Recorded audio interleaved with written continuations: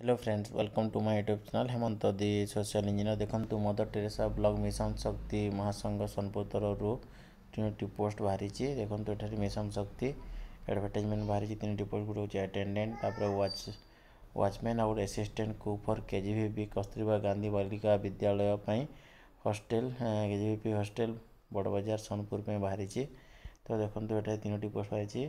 बड़बाजार attendant गोटे watchman गोटे one assistant cook बाहरी। एज देखो 89 एज 18 35 कथा।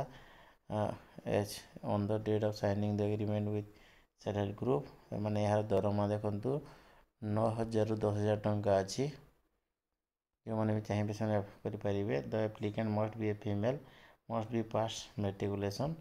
वाचमैन पे देखो 18 35 कथा मेल होता कथा लिटरेट होता कथा गुड कैरेक्टर होता कथा।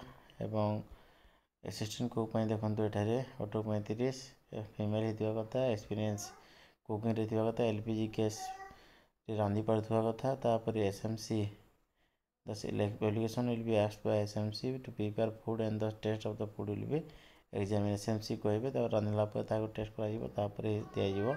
लास्ट डेट रिसीव देखो 2/12 अच्छी 2/12/2024 अच्छी 5 PM। एवं एठारे देखो copy submitted to LF municipality Sonpur HM KGVP Badbazar दिखाई। आठ देखो मोस्ट इम्पोर्टेंट हूँ फॉर्मेट या नहीं एप्लाय करें डिटेल दिखाई। Thank you.